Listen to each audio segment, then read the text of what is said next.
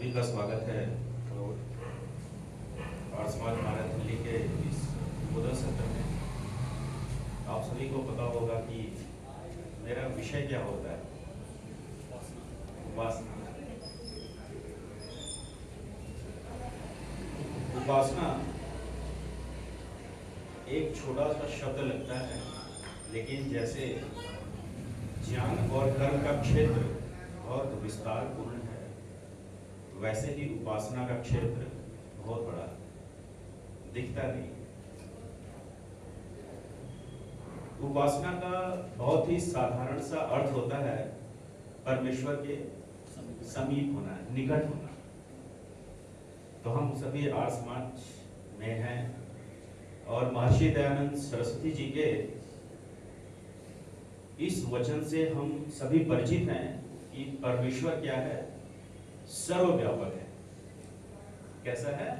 सर्वव्यापक है, अर्थात वह सब जगह रहने वाला है।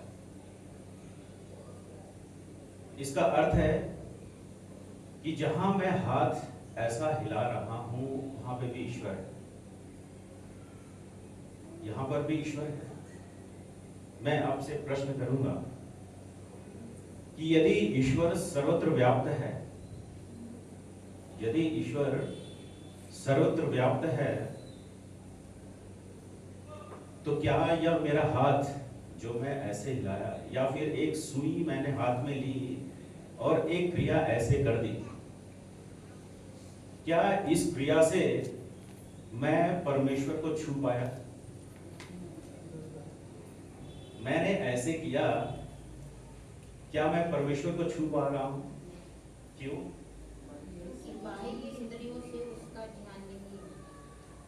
तो इनका कहना है कि उसमें स्पर्श गुण नहीं है, तो हम उसको छू नहीं पा रहे। एक और कारण है हम उसको छू नहीं पा रहे हैं। क्यों? क्योंकि वह सूक्ष्म है, क्योंकि वह सूक्ष्म है। यह बात तो है कि उसके भीतर स्पर्श गुण नहीं है, तो यह हाथ उसकी पास निकट समीप पहुंच ही नहीं पा रहा। वैसे ही सूर्य की जो किरणें हैं वह ईश्वर तक नहीं पहुंच पा रही है। यह जो स्थूल जो वाणी है, ईश्वर सब देख सुन रहा है। कैसे देख सुन रहा है उस पर हम विचार करेंगे। मेरे बताने का प्रयोजन यही है कि परमेश्वर मुझसे कितना दूर है। यदि यह दूरी मुझे पता चल जाए तो मैं जो उपासना है, इसके ऋषि लोग व्याख्यान करते हैं, आर्य समाज के दूसरे नियम में भी लिखा, ऋषि ने उसी की उपासना करनी चाहिए। तो जो परमेश्वर सर्वत्र व्याप्त है, जो हर जगह है, हर स्थान पर है, हर अणु परमाणु में है, ऐसा कोई स्थान ही नहीं है जहां पर वह नहीं है।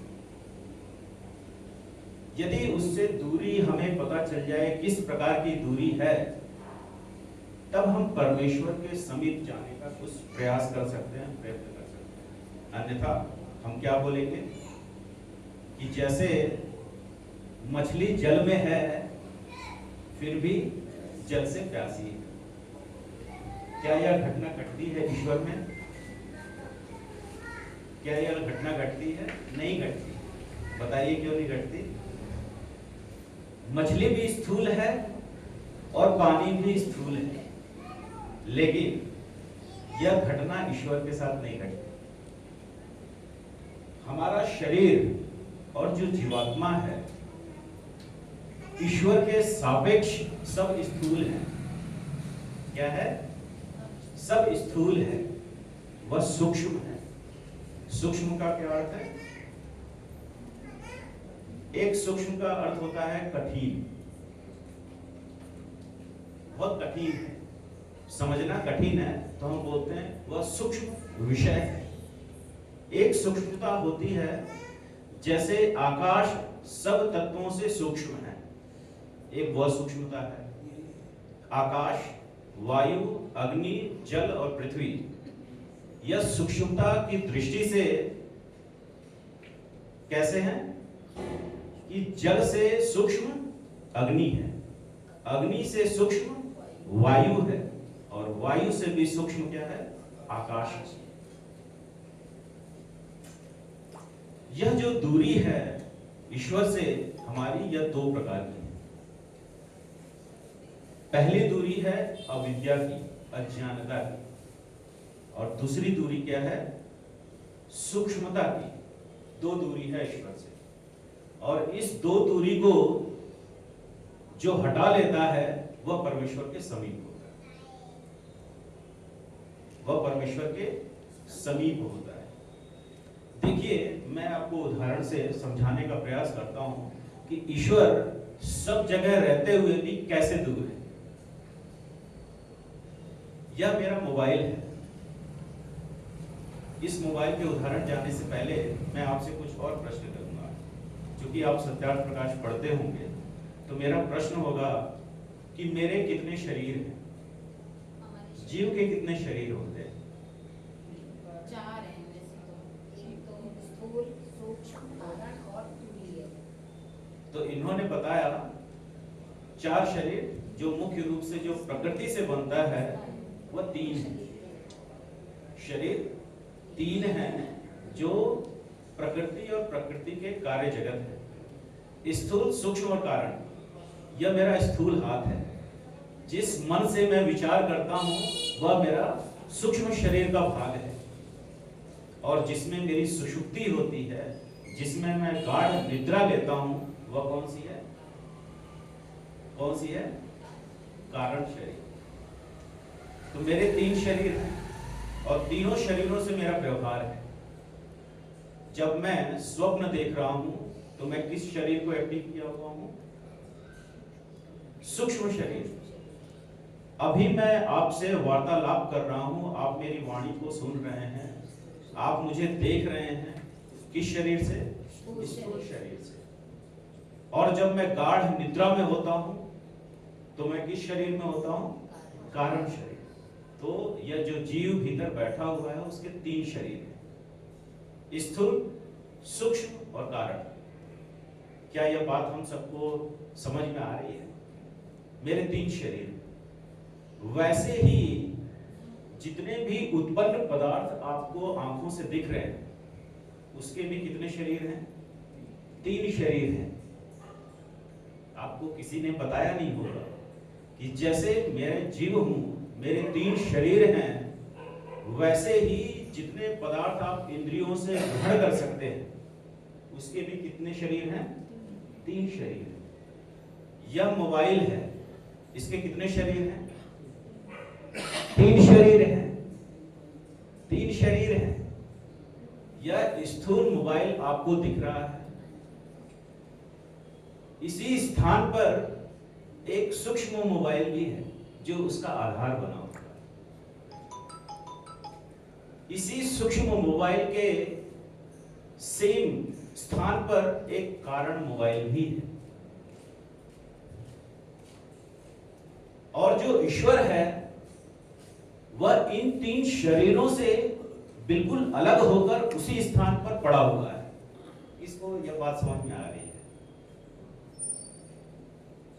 इस मोबाइल के 3 शरीर हैं। एक स्थूल जो हमें दिख रहा है, एक सूक्ष्म शरीर है जो हमें इंद्रियों से नहीं प्राप्त हो रहा है, जो इस स्थूल शरीर का आधार बना हुआ है, और एक शरीर है कारण शरीर जो सूक्ष्म शरीर का भी आधार बना हुआ है। और ईश्वर इसी स्थान पर एक अलग रहते हुए उसी स्थान पर है।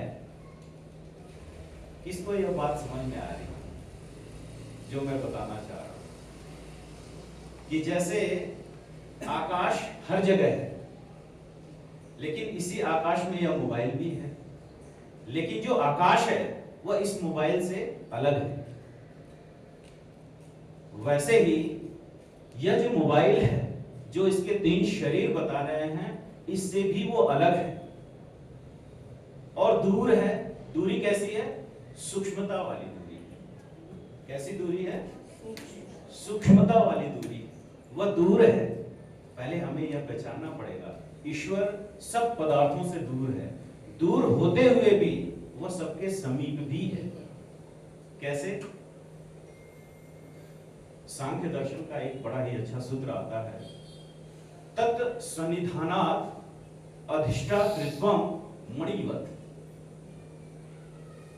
ईश्वर इस स्थूल, सूक्ष्म और कारण जगत से अलग होते हुए भी कैसे सबका पालन कर रहा है, कैसे सूर्य का निर्माण कर रहा है, कैसे पृथ्वी का निर्माण कर रहा है।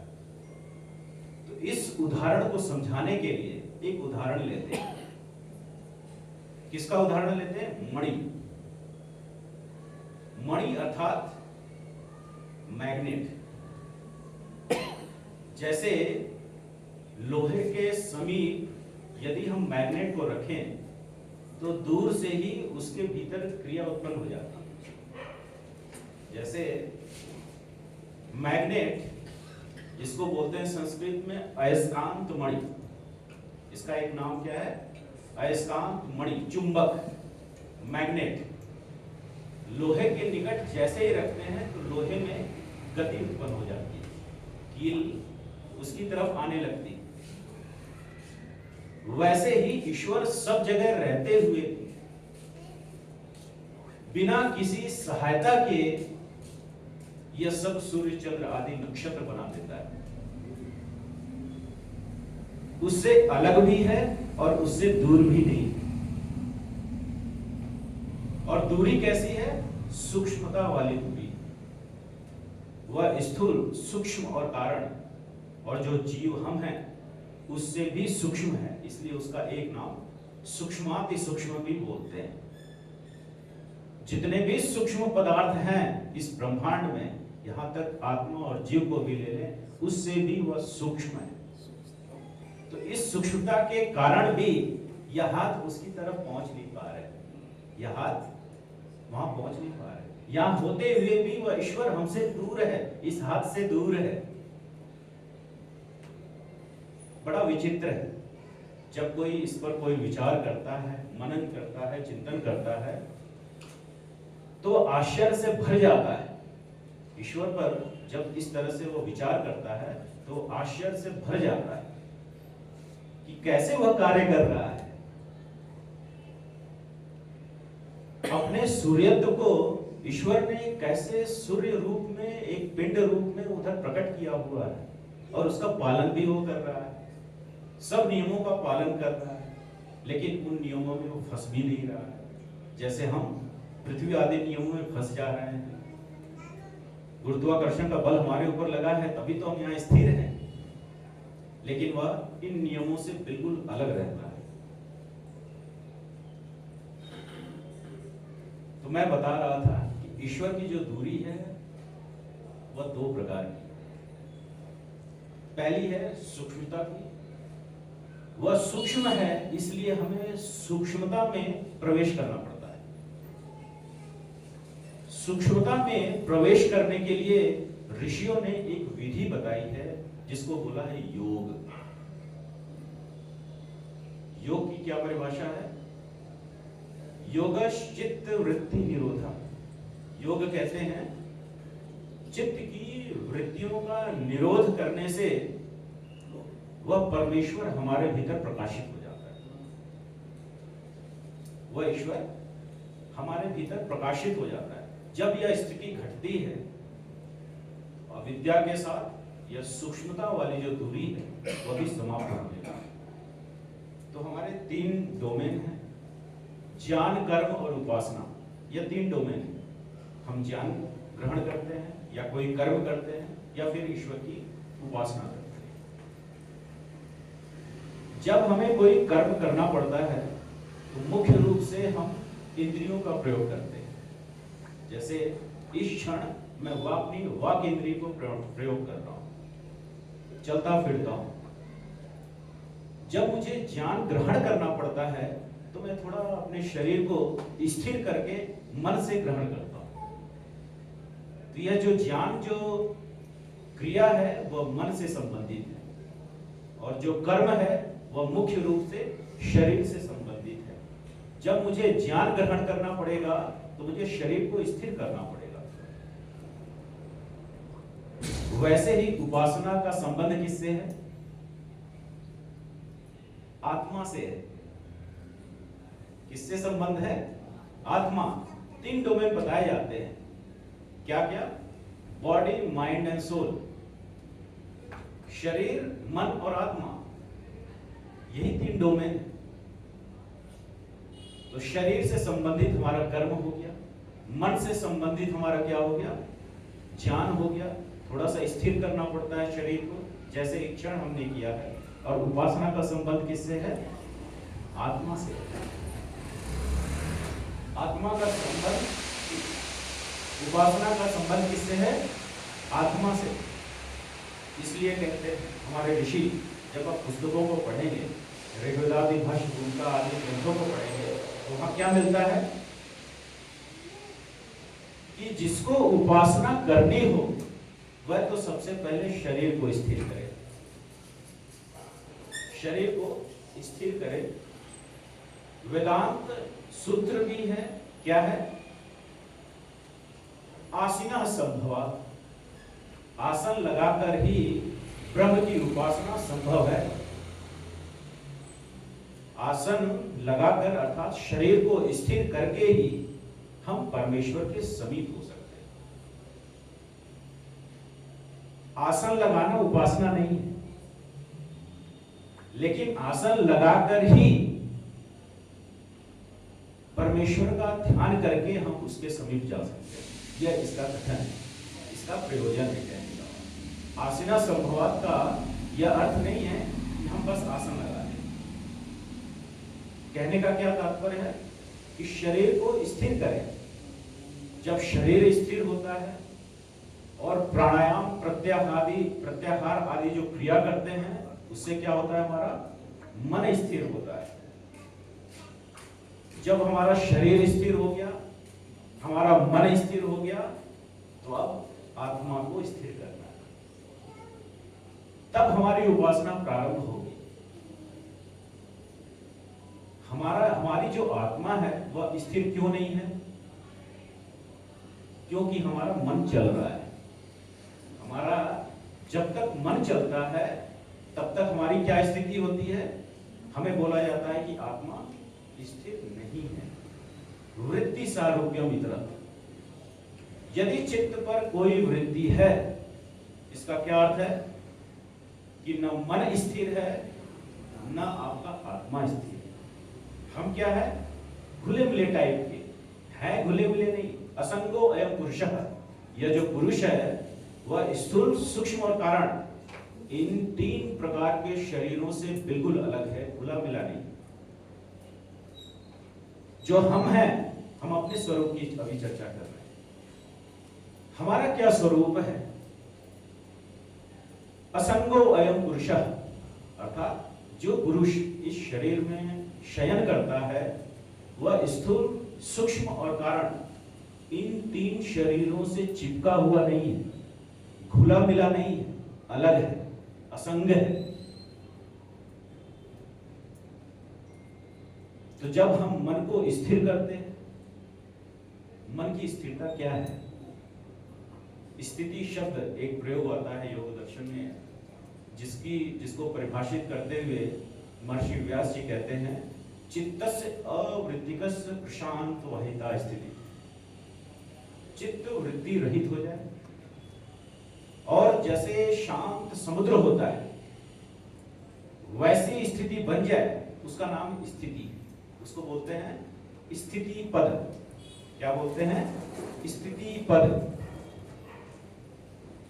यह हमारा उद्देश्य होता है योग में।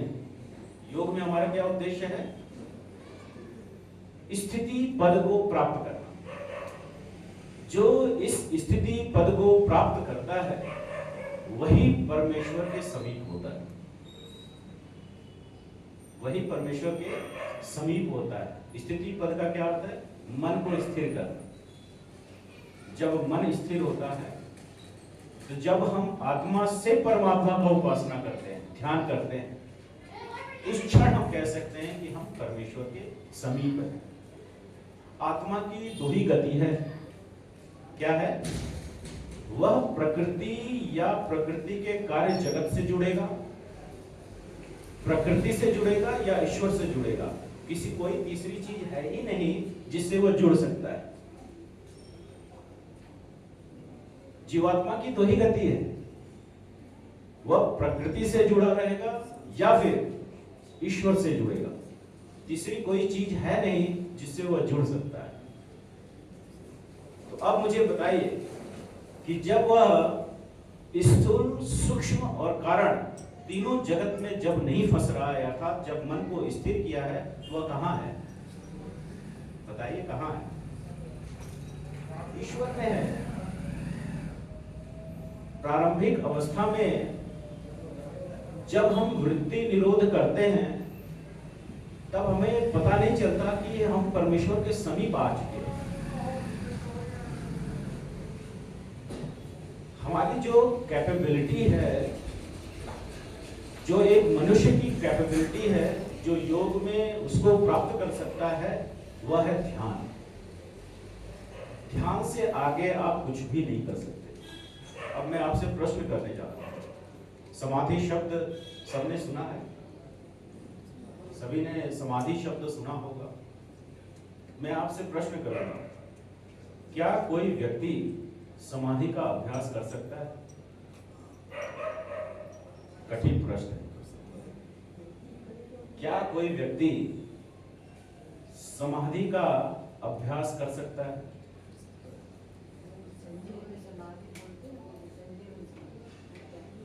बताइए, किसी के पास कोई उत्तर हाँ या ना? क्या कोई व्यक्ति, समाधि का क्या अर्थ है? सम्यक पूर्वक, इसमें सम उपसर्ग है, आ धातु है, आच्छादने। जब ईश्वर, और था धातु है, समाधि में सम, आ और था तीन है। जब ईश्वर सम्यक पूर्वक चारों तरफ से हमें धारण कर लेता है, उस स्थिति को क्या बोलते हैं? समाधि। अब बताइए, क्या हम समाधि का अभ्यास कर सकते हैं? बताइए।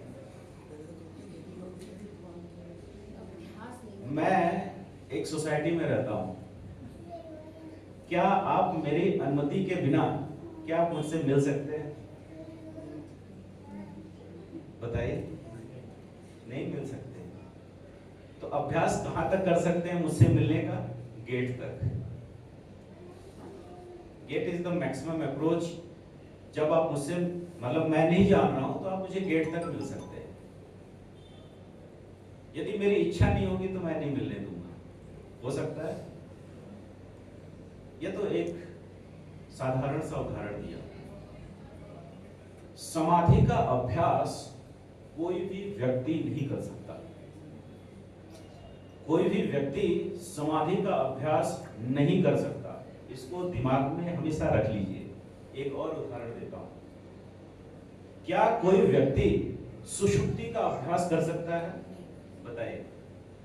क्या कोई व्यक्ति सुषुप्ति का अभ्यास कर सकता है? कोई दावा कर सकता है कि आज मुझे नींद अच्छी आएगी? कोई दावा नहीं कर सकता। कोई दावा नहीं कर सकता कि मुझे आज सुषुप्ति प्राप्त होगी। वैसे ही कोई यह दावा नहीं कर सकता कि मैंने आज ध्यान लगाया और मुझे समाधि प्राप्त होगी। समाधि मेरे अधिकार में नहीं है। वह किसके अधिकार में है? ईश्वर के अधिकार में है। तो कोई भी व्यक्ति, कोई भी विद्वान आपके समक्ष आकर बोले, आओ मैं तुम्हें समाधि का अभ्यास करना सिखाऊं, वह सबसे बड़ा झूठा व्यक्ति है। सबसे बड़ा झूठा व्यक्ति है। समाधि का अभ्यास कोई भी व्यक्ति नहीं कर सकता। हम कहां तक अभ्यास कर सकते हैं? ध्यान तक। ध्यान हमारा मैक्सिमम एक अवस्था है जहां तक हम जा सकते हैं। क्या कर सकते हैं? जाते जाते चित्त को खाली कर सकते हैं। जाते जाते क्या कर लेंगे? चित्त को खाली कर देंगे। यदि हमारी योग्यता नहीं है तो हमारी समाधि लगेगी। ईश्वर हमें कुछ भी नहीं देगा। क्या आपको पता है कि पिछली बार चित्त की 5 भूमियों की चर्चा कर रहे थे? किसी को याद है? चित्त की 5 भूमियों की चर्चा कर रहे थे। कितनी भूमियां हैं? 5। कौन कौन सी?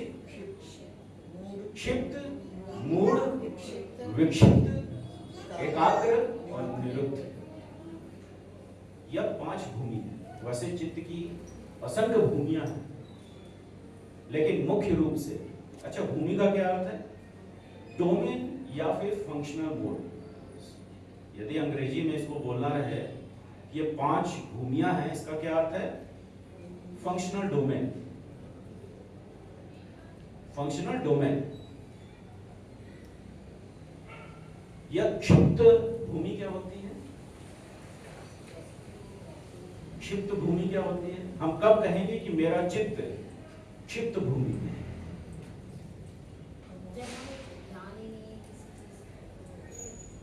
नहीं, क्षिप्त का अर्थ होता है, क्षिप्त धातु है जिसका अर्थ होता है फैलना।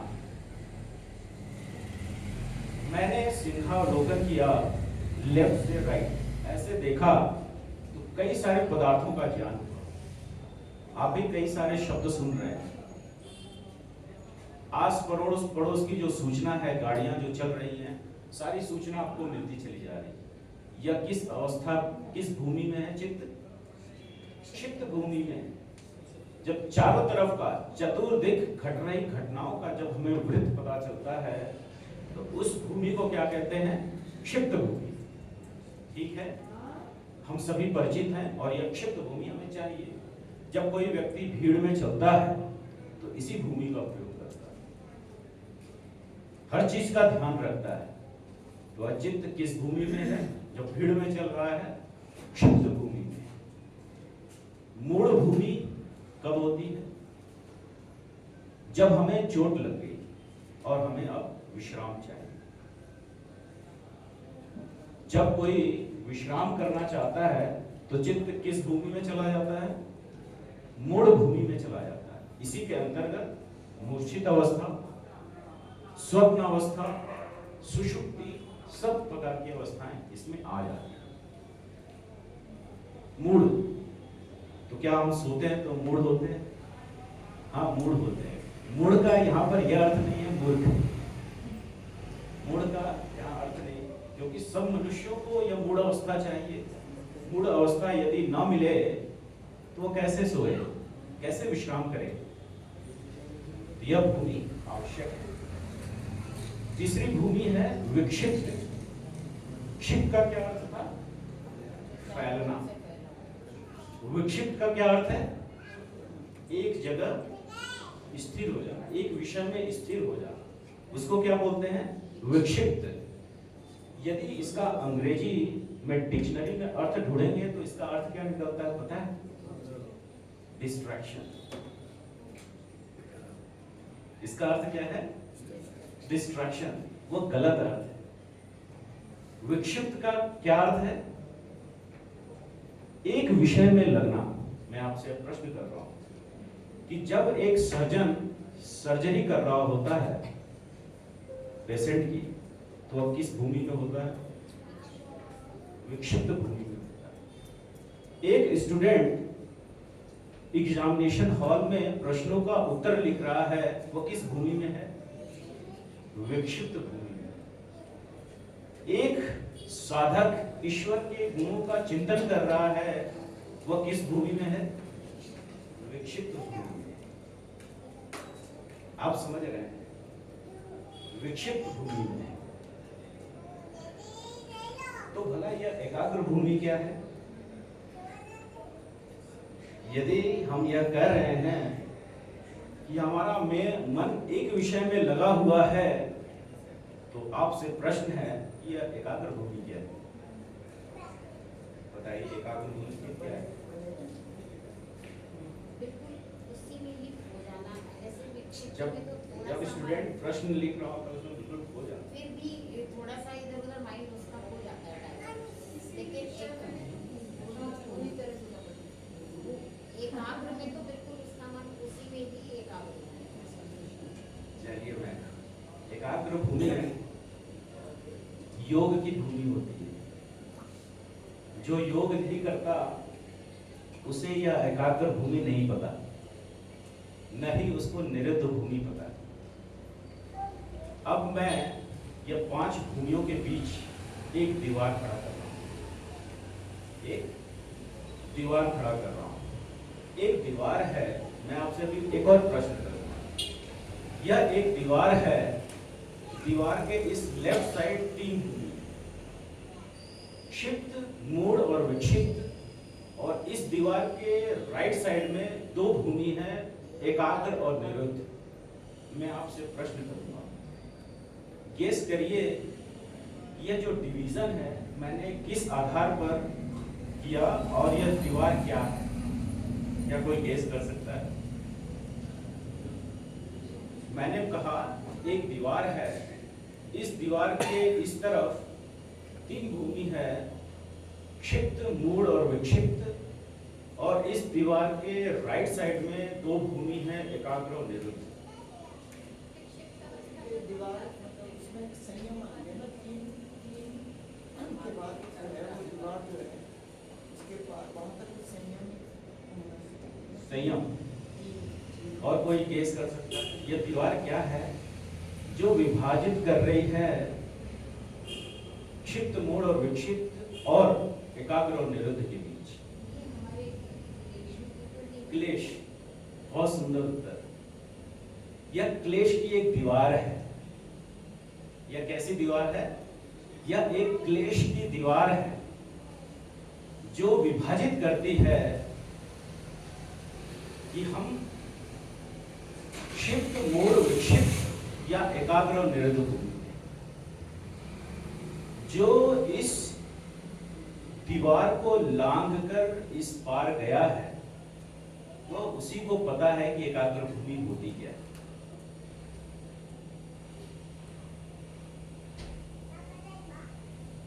अच्छा, एक योग दर्शन का सूत्र है, क्रिया योग का फल लिखते हुए ऋषि महर्षि पतंजलि कहते हैं इस समाधि भावनार्थम क्लेश तनु करणार्थस्य। जब हम क्रिया योग करते हैं, क्रिया योग का क्या अर्थ है? तब स्वाध्याय और ईश्वर प्रेरणा, ईश्वर को सब प्रकार से, हर तरीके से सब कुछ समर्पित हो जाना। जब हम यह कार्य कर रहे होते हैं तो हमारे भीतर समाधि की भावना का उदय होता है, अर्थात कि अब हम परमेश्वर से मिल सकते हैं। ऐसी एक भावना हमारे भीतर जग जाती है और उससे क्या होता है, हमारे जो क्लेश हैं वह कम हो जाते हैं। अब मैं आपको योग की विधि बताने वाला। यह जो दीवार है, दीवार पर कैसे चढ़ना है और कैसे उतरना है उस बात। यदि हमें यह विधि पता चल जाए तो हम एकाग्र भूमि में जा सकते हैं और एकाग्र भूमि को समझ भी सकते हैं। अच्छा, आप मुझे बताएं कि यह एक दीवार है, मुझे उस पार जाना है तो क्या करना पड़ेगा? कैसे? बहुत बड़ी दीवार है, सबके भीतर क्लेश है, मुझे लगता है कि सबकी दीवार बहुत बहुत ऊंची है। कैसे जाएंगे? सीढ़ी लगाएंगे, सीढ़ी लगाकर सबसे टॉप फ्लोर में जहां पर है वहां पहुंच जाएंगे और फिर नीचे उतर जाएंगे। यही क्रम होगा। योग में भी यही क्रम होता है। योग में भी यही क्रम होता है। जब हम चित्त की वृत्तियों का निरोध कर रहे होते हैं, जब उसका योगाभ्यास कर रहे होते हैं तो हम दीवार पर चढ़ रहे होते हैं। क्या है? जब हम चित्त की वृत्तियों का निरोध कर रहे होते हैं तो हम दीवार पर चढ़ रहे होते हैं। इसको कहते हैं निरोध संस्कार को उत्पन्न करना। निरोध संस्कार का प्रादुर्भाव होना, प्रकट होना। हमारा अभी क्या संस्कार है? चित्त का व्युत्थान का संस्कार है। अच्छा, यह व्युत्थान शब्द आपने सुना है कभी? सुना है? तो अब सुनिए, जिसने नहीं सुना है उसे भी समझ में आए। यह दीवार है। दीवार के इस तरफ कितनी भूमियां थी? 3 भूमि थी। कौन कौन सी? चित्त, मूल और विक्षिप्त। ऐसा चित्त जो 3 भूमियों में भ्रमण करता है, उस भूमि को क्या बोलते हैं? उस चित्त को क्या बोलते हैं? व्युत्थान, व्युत्थित चित्त। मन में हम एक बार बोल लेंगे तो वो याद रहेगा। यह दीवार के लेफ्ट साइड में ऐसा चित्त जो तीनों भूमियों में विचरण करता है, ऐसे चित्त को क्या बोलते हैं? व्युत्थित चित्त। जो संस्कार हम संसार से ग्रहण करते हैं, उसका नाम क्या है? व्युत्थान संस्कार।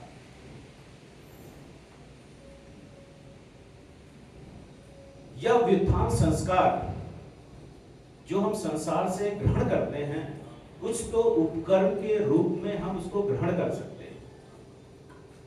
जैसे संध्या के मंत्र, गायत्री मंत्र, अच्छे अच्छे परोपकार का कार्य करना, यह सारे कर्म व्युत्थित चित्त से किया जाता है। किससे किया जाता है? व्युत्थित चित्त से किया जाता है।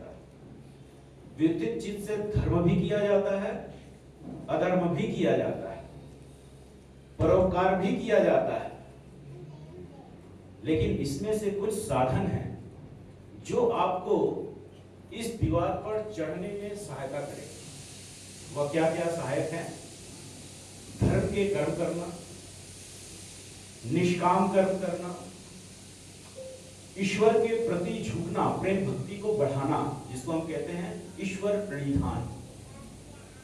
यह सब सहायक हैं इस दीवार पर चढ़ने के लिए। जैसे एक पेड़ की टहनी हम लें, जो टेढ़ापन है, उसमें टेढ़ापन है, तो यह जो पेड़ की जो टहनी में टेढ़ापन है, हम बोलेंगे कि उसके भीतर टेढ़ेपन का संस्कार है। बोल सकते हैं?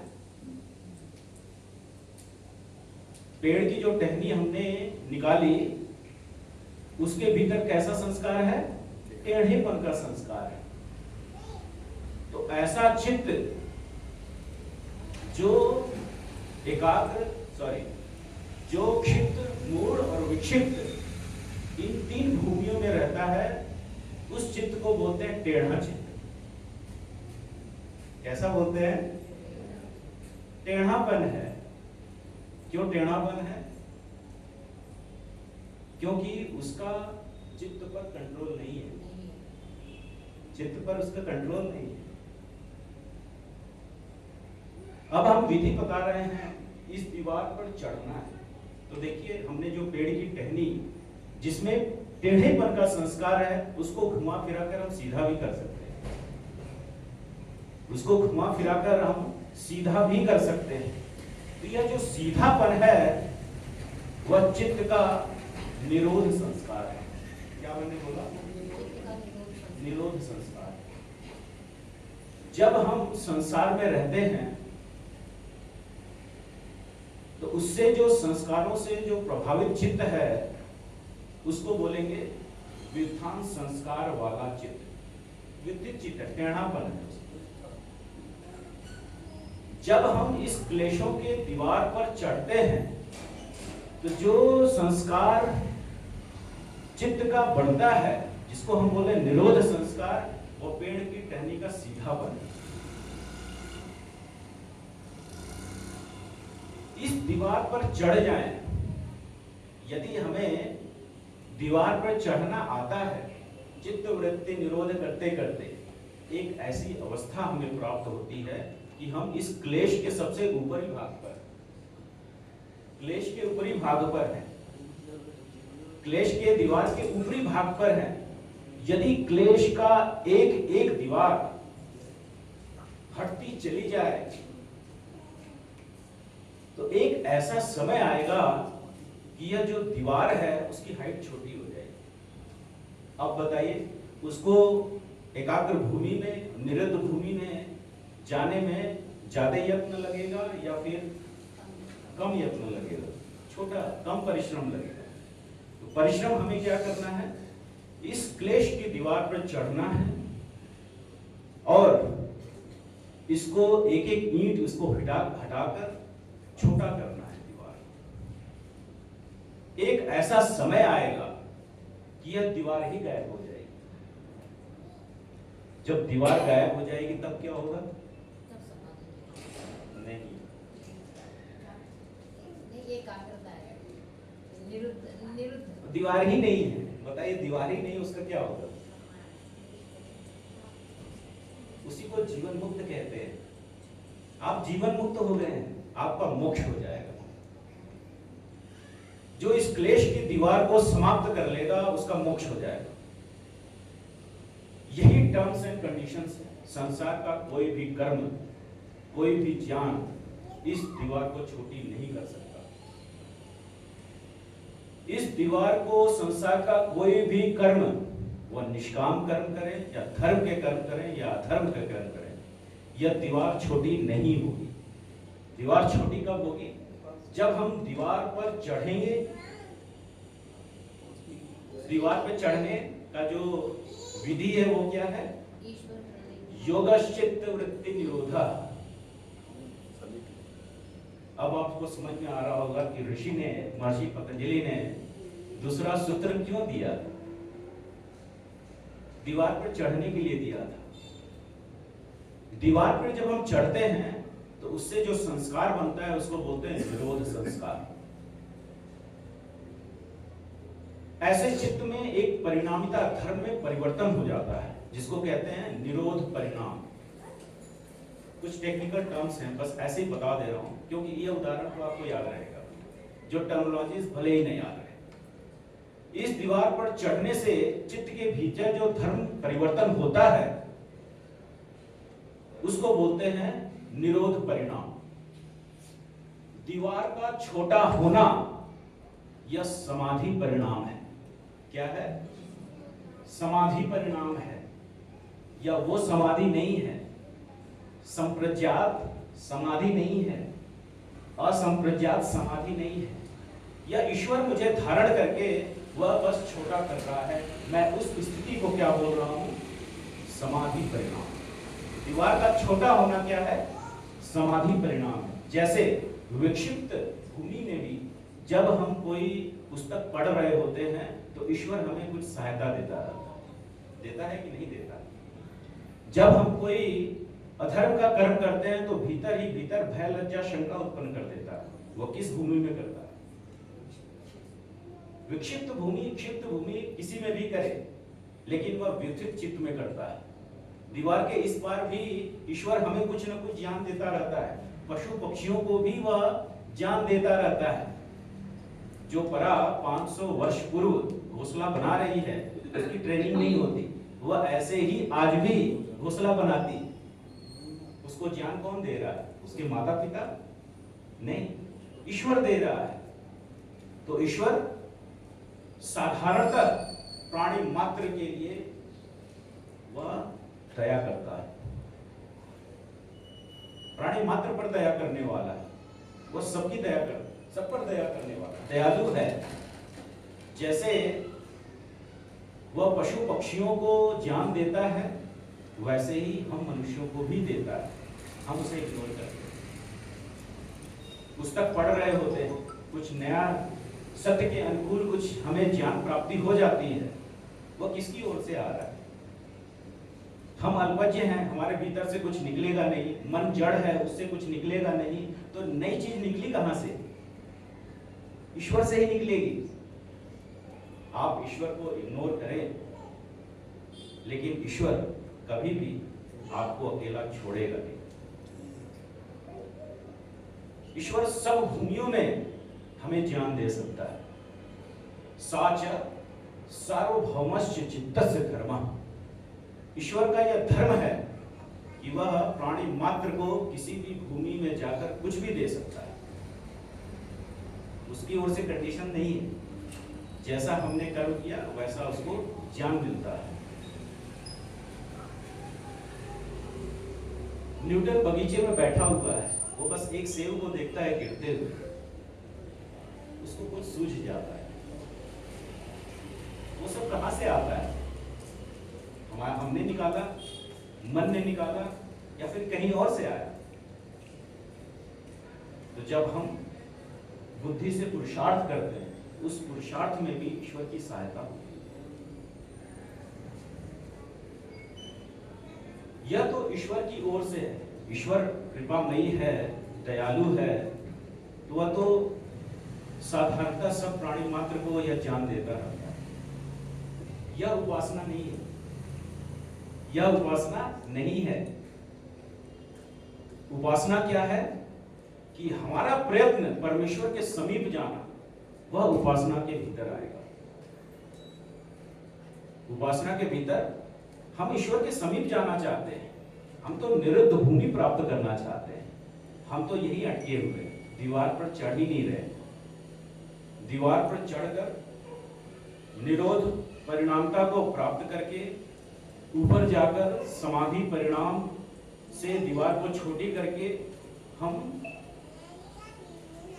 बहुत आसान तरीके से दीवार के राइट साइड में जा सकते हैं।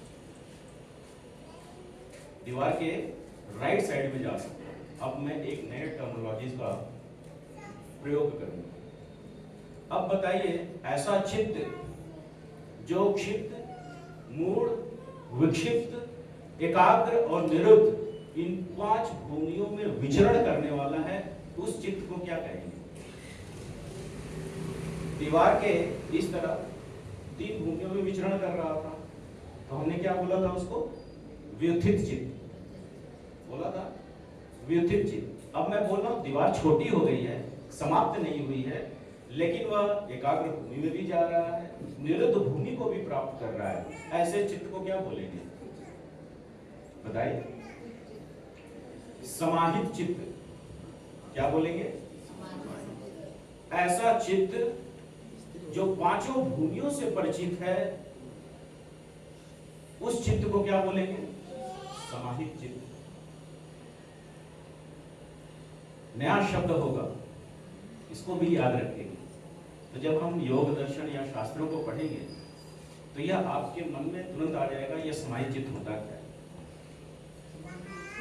क्योंकि समाहित चित्त मैं देखता हूं, जब कोई विद्वान पढ़ा रहा है, समाहित चित्त का अर्थ ही नहीं बताता। समाहित चित्त का अर्थ ही नहीं बताता, पूरा योग दर्शन पढ़ा जाता। समाहित चित्त कौन सा चित्त है? जो 5 भूमियों से परिचित। हमें 5 भूमियां चाहिए। हमें तो एकाग्र भूमि भी चाहिए और निरुद्ध भूमि भी चाहिए। अब ये एकाग्र भूमि का जो स्वरूप है, उसको बताकर मैं वाणी को विराम दूंगा। जैसे एक चलचित्र, सिनेमा हॉल में जाते हैं तो चलचित्र चलता रहता है, चलचित्र चलता रहता है, एक ही विषय में चलता रहे, वह विक्षिप्त भूमि है।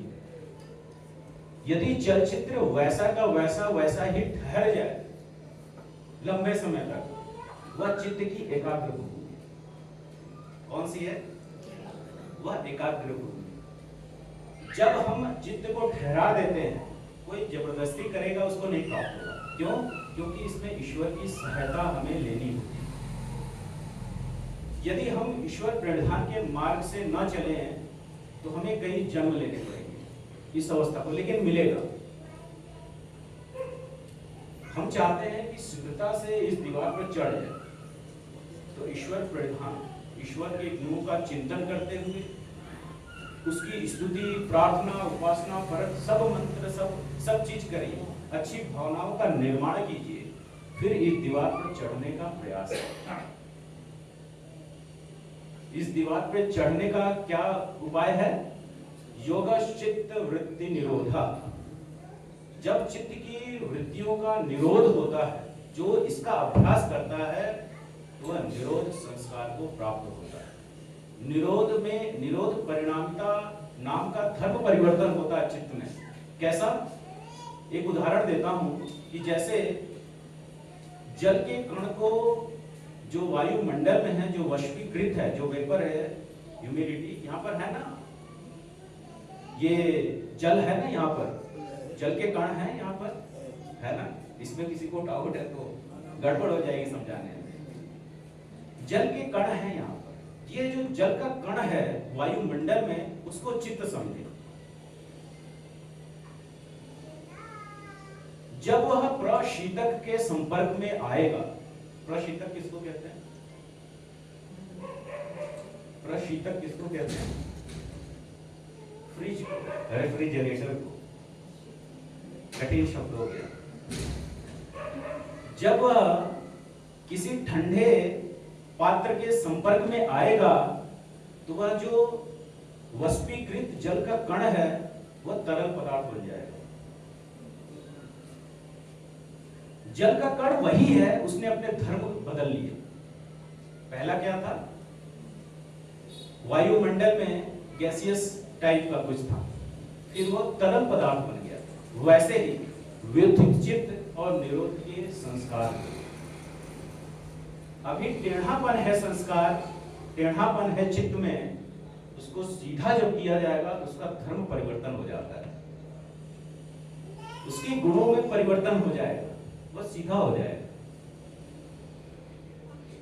तो इसलिए मैं कहता हूं चित्त की वृत्तियों का निरोध करने का अभ्यास करना चाहिए। ईश्वर के गुणों का चिंतन करना बहुत अच्छी बात है, लेकिन इसमें मत फंसिए, इसके आगे भी जाना है। जो आज के विद्वान हैं, आजकल के जो विद्वान हैं, वो आपको मन में फंसाएंगे, लेकिन जो मन में नहीं फंसता वह ईश्वर के समीप जाता है। यह जो दीवार है, दीवार के इस तरफ प्रवृत्ति है, दीवार के इस तरफ निवृत्ति है, दीवार के इस तरफ प्रेय मार्ग है, दीवार के इस तरफ श्रेय मार्ग है, दीवार के इस तरफ सुख और दुख है, दीवार के इस तरफ आनंद है। तो जिसको भी जैसी प्रवृत्ति है वो वैसा कर्म करे। तो जिसको दीवार के इस तरफ जाना है वह वैसा यत्न करे, योगाभ्यास करे, वह ईश्वर के समीप जा सकता है और इस संसार चक्र से वो बच सकता है। उसका एकमात्र उपाय है उपासना। बहुत बहुत धन्यवाद आप सभी का सुनने के लिए।